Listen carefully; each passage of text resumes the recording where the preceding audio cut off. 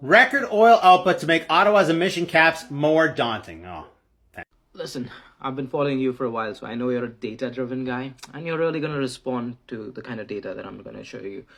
I think the reason you're so angry about the carbon tax and the fact that you think it doesn't have an impact is because you're forgetting one very key detail. Canada isn't just a consumer of oil, it's also an exporter, all right? I know this sounds obvious, but bear with me for a second. If we tax consumers over here, consumption should drop. But we produce and sell to people that may or may not have a carbon tax. Mostly 70% of our stuff goes to one specific country that just would not consider a carbon tax, America. All right. Now, if you divide those up and if you see if consumption has actually dropped in Canada, then you and I could argue that maybe taxing Canadians made Canadians consume less. Let's see. There you go.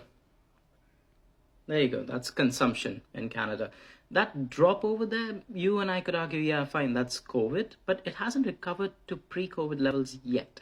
Also, one interesting thing about this whole chart over here, like Justin Trudeau got elected over here, 2015, and I guess somewhere around 2018, 2019 was when the carbon tax was introduced.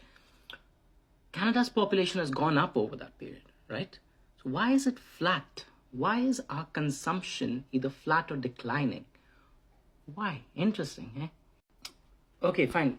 Another thing, when you say the tax just goes in and then we just spend it again on oil sands, yeah, that's true. We do kind of subsidize oil sands, which I would argue we should stop doing. But also at the same time, there's all these green energy subsidies, which Canadians hate just as much as the tax. So at one point, they don't want to pay the tax, but they hate incentivizing green stuff as well. The home heating stuff, the EV rollout tax credits that those companies get, that all the EV manufacturers got billions of dollars. Everyone is complaining about that. Don't make EVs over here. It doesn't work. Solar energy gets tax credits. You can Google this. You know it exists. That the carrot exists as well as the stick. And speaking of carrots and sticks, there was this study published just a few days ago that showed that if you earn below a certain level, you get more in rebates from the Climate Action Initiative than you pay out. It's just, if you want to argue with the data, it's fine. You could say, oh, these guys are lying. This is based on StatsCan data. Fine, argue with the data, but show me better data. Don't show me vibes. Show me better data. And I have a feeling that you earn a high income, which is why you specifically might be paying more than you're getting back, but that is intentional. That is the way it's designed, because higher income people consume more. You're supposed to be paying more. Let's forget everything else. Let me just accept everything you've said so far, that the government is evil, they're taxing us uselessly, they're taking our money and wasting it. Fine.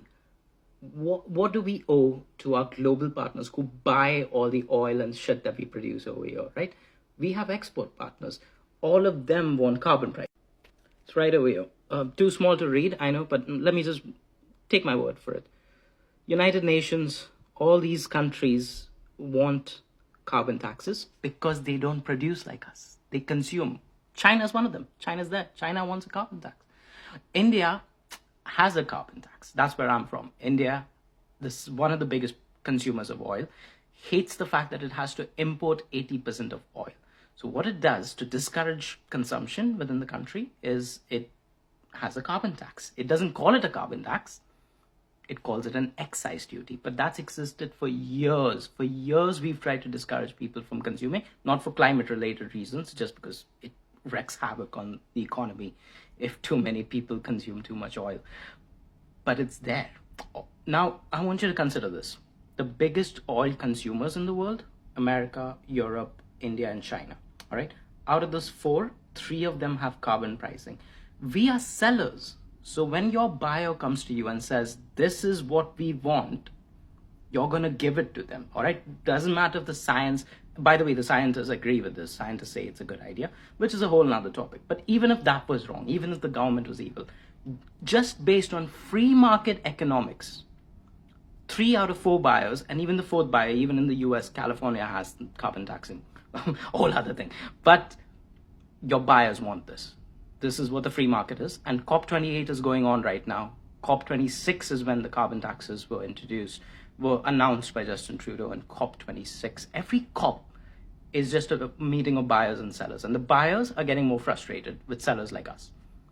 We're going to have to do this, even if you guys vote for Pierre. Good luck.